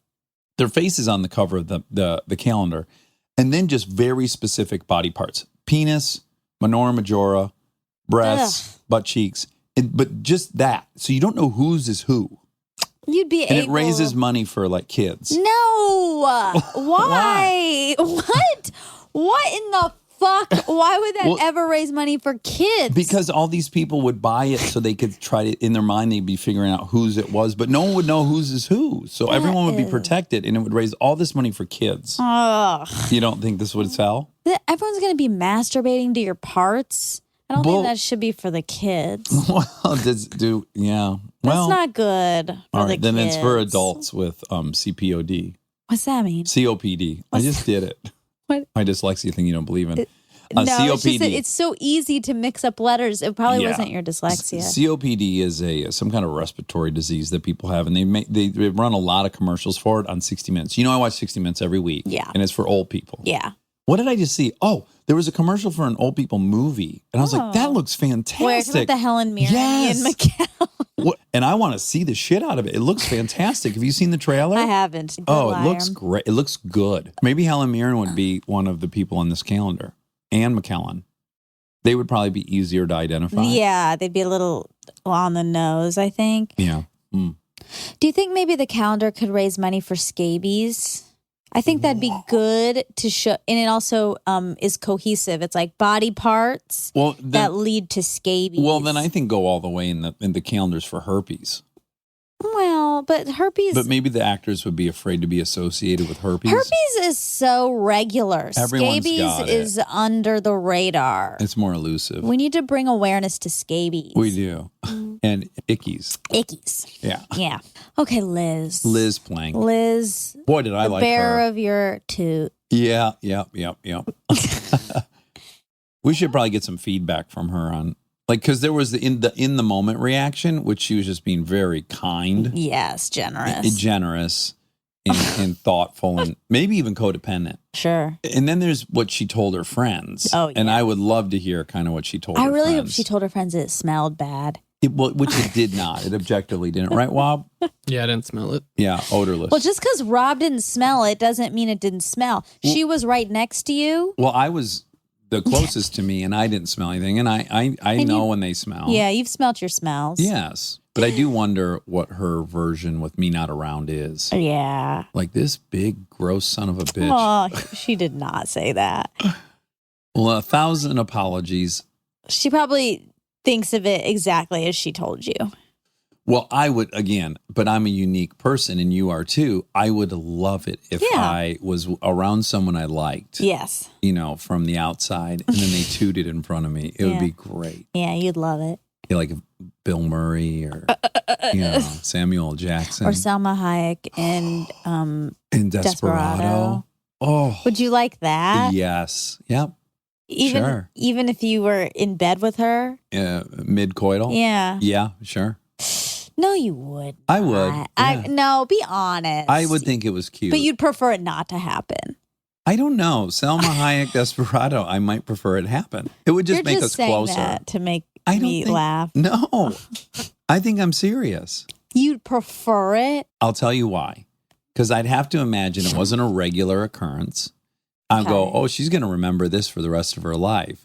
It kind of, it makes you closer than you otherwise. I mean, it is a real threshold. It's something that doesn't happen to, for some folks. Well, I know married folks that have never farted in front of each other. That's so rare, though. It's so crazy. On that topic, I think I've aired this out before, but, here's my thing. More than I would ever dislike the sound or the smell of a toot, I hate the idea that someone around me is uncomfortable. Yeah. And doesn't feel free to be them. Yeah. So the reward of it is so much higher than whatever the immediate downside is.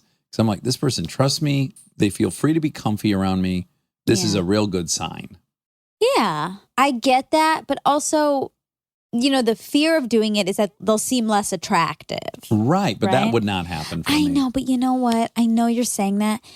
But I think it does happen. This happened. I told you it happened to me in high school. It did? A gal was on top of me. Wait, what? Oh, no. I was in high school. Yeah. I met a girl while cruising in Plymouth, Michigan. Okay. And I think, driving Kenny's car. Kenny used to let me drive his car when I was 15. I didn't have my license.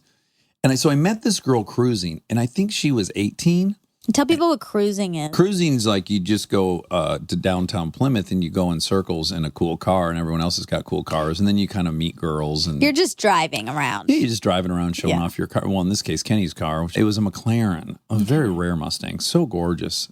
Really a good-looking car. I'm going to have him send a picture. It was burgundy. Oh, okay. So we're cruising in this car. I meet this gal. I end up going to her house, not that night, but another night, got her number, and somehow she picked me up, and I just, what I was doing, I knew she thought I had to be over 16 because I met her driving. Right. And she was 18. Oh, boy. And I just kind of kept that under my lid. And then we were fooling around. She was on top of me, and she was nude, okay? And I was laying on my back, and we're kissing, and then all of a sudden she sits up and then tries to put her butt on the blanket really quick. Oh, and my God. a good volume trumpet came out.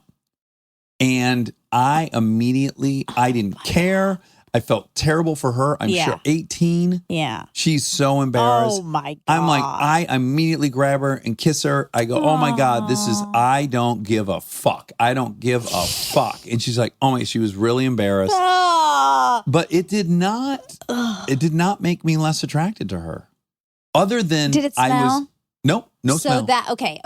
Yeah. So if we had to sit in the odor and deal with it. It would have changes been less attractive. You have to be honest about that. I don't know that it would have been less attractive. Now, what do you think position is the worst for it to happen in? Because I immediately go to one in particular. What do you think? Because missionary, whatever. Did I just hear that? Doggy, probably. Yeah, that seems to be. Ass up is not good. Right. Yeah. You're getting a full. 69ing. No. Oh, Rob just came over the top. Okay. Well, that's probably definitely the worst. Yeah. But as far as positions, we think missionary is the preferred of all these, right? Probably. For the girl. If the girl's the one that farted. Yeah. If Yeah. the guy farts, maybe he's on his back, she's on top. That's the preferred. Because again, it's gonna go into some Cushion. fabric. Yeah, sure. Yeah. It's gonna get trapped. So I still think that if people fart and it smells, okay? Because you're saying you like it because it makes you feel closer to people, which I get. Yeah. And I feel that way. But I think men don't feel that way. I really don't. I feel that way. Think about my best friend Aaron Weekly. He farts more than anyone I know, his farts are repugnant, and I come to love them like they're mine. They don't, or my children, or my wife. I don't care. Yeah. It smells familiar. You know? Yeah. It smells like a bond, like a close bond. Oh. You know? That's nice. Yeah. Well, anyway, okay. Well, you love farts. We've dealt with that. Okay, we've dealt with that. So she said that she was talking about what Ben Shapiro said about trans. Oh, what did he say? I think he said a bunch of things, but one of the things he said is, no, it's not in the mind. You are not a man if you think you're a man. The idea that sex or gender is malleable is not true. So he said that. Okay. And then he said some other things too. But what a useful thing to say. Yeah. Exactly. Even if you thought that. Yeah, I know. Why on earth would you bother He just saying loves stirring up the pot. He's a provocateur. That's his profession. Yeah.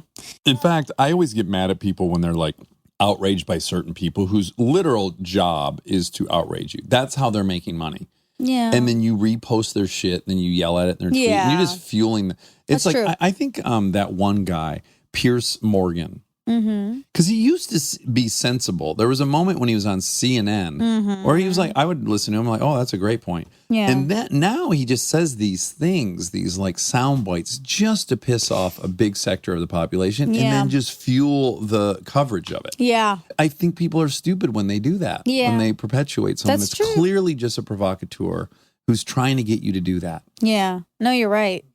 But so there are 6 biological karyotype sexes that do not result in the death of a fetus.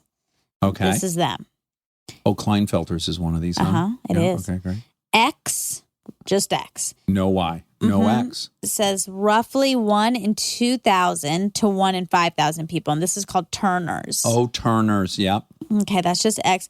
XX, most common form of female. XXY, Klinefelter. Klinefelter's. Roughly 1 in 500 to 1 in 1,000 people. Pretty common. XY, most common form of male. That's me. That's you. XYY, roughly 1 out of 1,000 people. XXXY, That's a ton of chromosomes for not getting rejected. roughly 1 in 18,000 to 1 in 50,000. Now, of the 7 billion people in the world, this means that even if they only make up 1% of the population, we're talking about millions of people that are neither male nor female genetically. Genetically, yeah. Yeah. So that's not a small amount. And then there's a whole other category of people who are genotypically male Yes. that are phenotypically something else. Correct. Yeah. And hormones and all these things affect.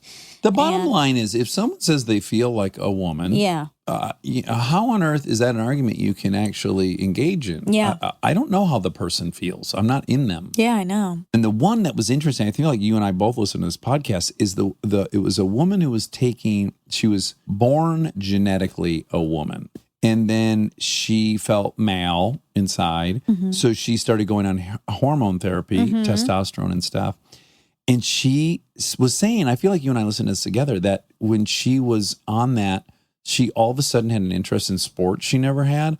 And she also liked math and science all of a sudden. Oh, my God. Yeah. That's how she felt. We can't say she didn't feel that way. I'm dying to find the source of that. Okay. I can probably figure it out. That is so. Did Ben Shapiro put that out? No. Wait, what is your issue with this? Because that's so generic. Yes, I mean that couldn't be more stereotypical. Look, it would be useless for you and I to argue what percentage is nature and what is nurture. Let's not even try to figure that out. But let's acknowledge that men like sports a lot more than women. I mean, they're the 90% of the viewership of sports. Well, depending on the sport, right? Like women like gymnastics, but we only get gymnastics once every 4 years. You do like gymnastics, but the viewership for the NBA versus the WNBA is like 15-fold. There's no comparison. Women, even though it's women, they don't watch WNBA. Yeah. Men watch NBA, they watch hockey. All these sports, the ESPN, Fox Sports, these huge conglomerates, they're all male-driven. Sure. So that's obvious. Now, again, I do believe that to be nurture, but yeah. Okay. But it doesn't matter. We would agree that at any version, it's a combination. There's no such thing as a nurture only or a nature only outcome. Yeah, it's a combo. But some things are majority nature and some things are majority nurture. I mean, even like different regionally, that's all nurture. Schools in the South, everyone loves football. Mm-hmm. If I went to UCLA, I would not have been into football. You don't think? No, not at all. Oh. Not at all. Well, they sell out that Rose Bowl. It's a huge part of the environment there. Mm-hmm. And I would not have had that at other schools. Definitely not at any of the Unifile schools. Right. And you've not watched a football game since, other than when the Dogs play. Oh, correct. Yeah. I do not care about college football in general. Right. Unless, we're all watching a Georgia game or something. That's fun. But yeah, a lot of things are, I think, here's mainly the thing, nurture. though. Yeah. So undoubtedly nurture's such a huge part of all this. But I have 2 little kids, and I've watched them play with boys and girls since they were 6 months old. The boys are fucking dumbasses. Let's just start there. No. Boys are so far behind little girls. It's crazy. Every They time develop slower, yeah. Yeah. That doesn't mean they're dumbasses. They're compared to the females, they're fucking dum-dums. Their brains aren't developed yet. Yeah. This is the whole At thing that in this point. exact episode that we were just saying. It's bad to label. We do this all the time. Men just don't get that. Men are stupid. Men do this. It's that's giving excuses. an excuse. No. I'm not looking to excuse anything. And I'm also recognizing that culture and society and nurture is a huge element of it. Yes. But I don't think you can start a position by ignoring something so obvious, because to me, you just lose all your credibility. It doesn't hurt to acknowledge that they're different at 6 months old or at a year old. Mm-hmm. It doesn't preclude us from societally changing boys in the direction we want them to be changed in. I just think when you start by going, they're the same, you just lose a lot of people, I think. Okay. I think those people aren't thinking too hard about it, to be honest, because yes, there are differences and some are biological, but a lot are not. If you're a parent and you take your little kid to the playground, you don't need to hear any science. The boys are fucking smashing sticks over each other's heads and beating the shit out of everything and trying to break everything. I can't imagine all these hippy-dippy LA parents I'm surrounded by are socializing their children to be little warriors. I don't think that's happening. Yet you see this level of aggression and destruction that's, it's pretty unanimous. Yes, but the shows that they're watching and those things could all lead to part of that. Yes, again, though, like my kids are picking whatever they wanted to watch. Like they were into Paw Patrol, right? And I was like, I would think that's kind of a quote boy show. It's kind of neutral. Yeah, it's like, well, yeah, but they need more female characters. That's just a side note. There's only 2 chicks and there's like 7 dudes. But, they go rescue things. They have all these machines they use. And so I was watching Paw Patrol. I was like, oh, this is kind of cool. This breaks the norm of what I would have thought. They like this. Uh-huh. So they were open to watch whatever they wanted. And have they just, steered themselves straight into like fucking Barbie and all this shit that no boy's watching. True, but it's also, at this point, there's other girls in the mix. There's other friends and stuff, and you're going to pick what everyone else is doing, which is dolls, so that you can play with those people. Yeah. Like, I think it's just deeper than that. Yeah. I mean, it's both. I think it's both. It is both. And all I'm saying is, I think you lose people on either side when you ignore that both sides are at play. Yeah. I think there's room to acknowledge that and do everything we want to do. Yeah. And break all the things that, boys aren't empathetic. Or I think that's horseshit. And there's a bunch of stuff I think is horseshit. Yeah. Or they're sensitive. I'd argue they're more sensitive. Well, till we beat it out of them. I don't know if they're more sensitive, but they maybe become more sensitive because they have no outlet. Mm-hmm. So you said that in general, men are 20% faster, stronger, bigger. In the Olympics. So I don't have a figure for that. Oh, okay. But I think you just made up 20%. No, I read an article about that exact case we were talking about setting a testosterone limit and that kind of stuff, how to handle. Okay, and it said that men are 20% faster? Yeah, if you look at like the long jump, the time in the 100, the high jump, just generally speaking, it's about 20%. I'm afraid to even use the word better, but yes, objectively faster or higher or longer.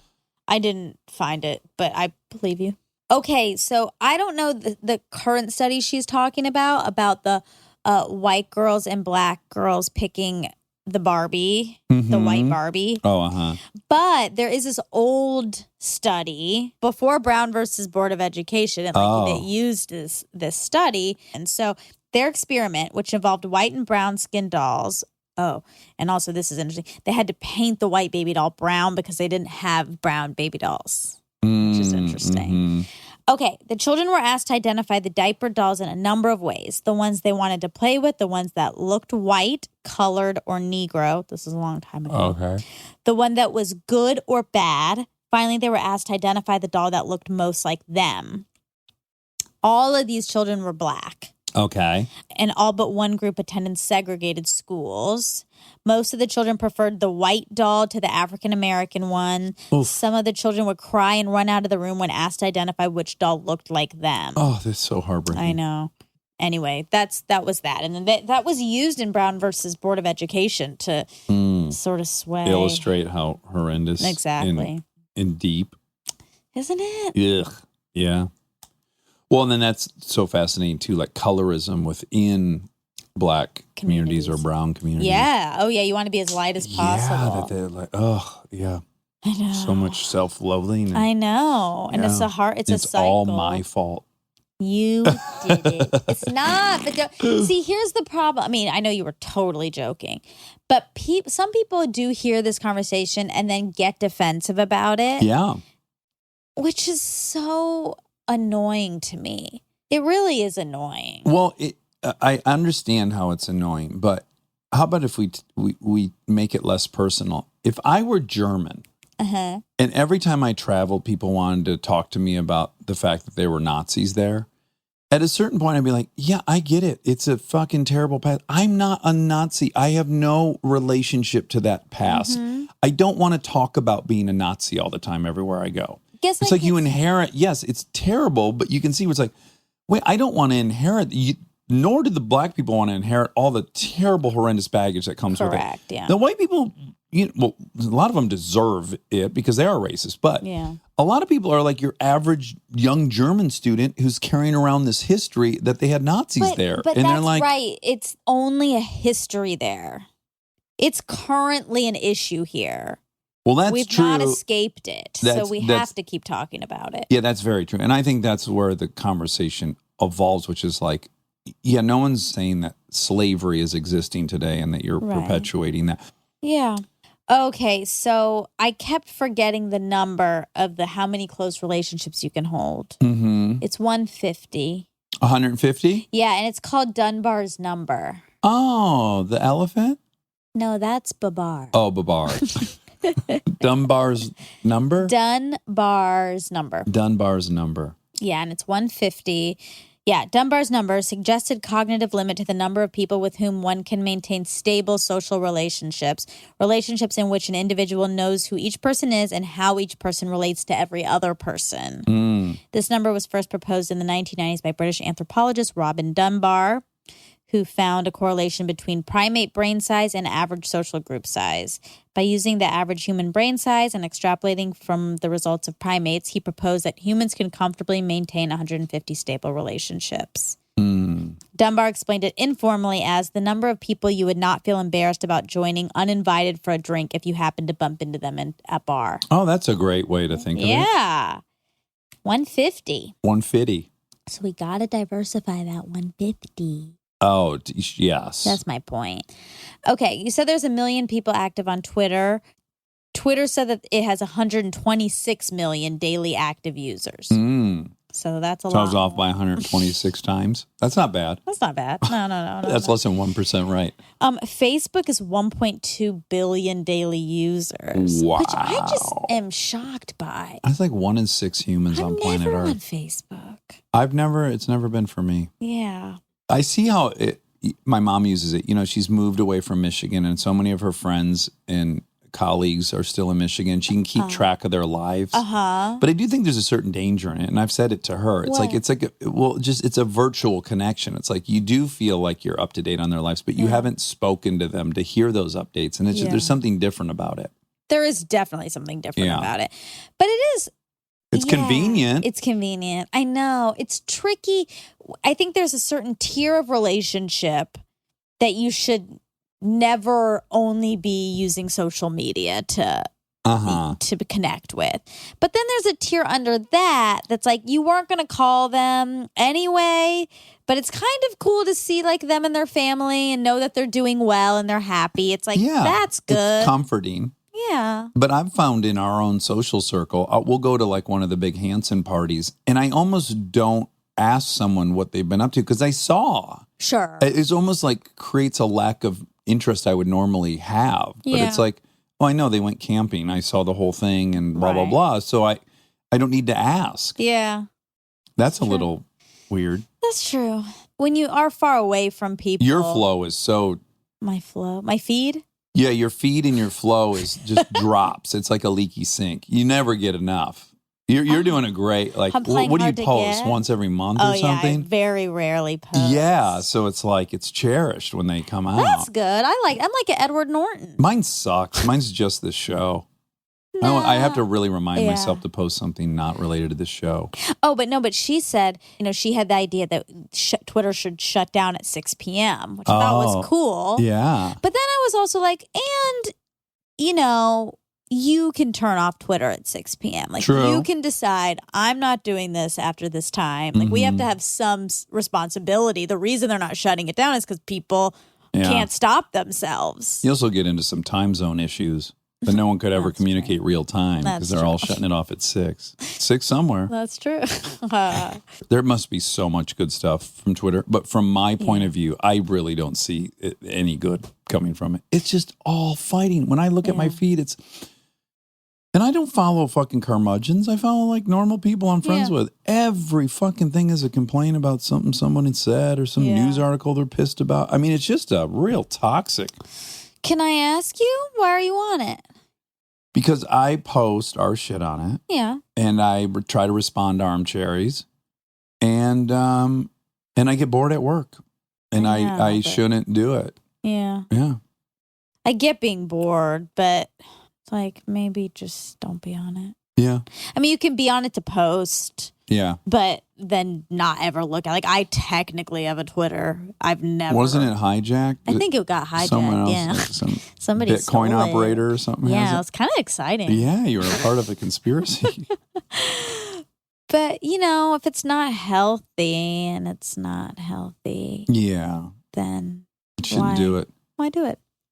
There can be a very low level of engagement and also be on it. Like, you can put out your thing and not look at the comments or your scroll or do any of that. That's true. if the goal is to like tell people what you're doing, which it is. Well, I do love interacting with Armcharies too.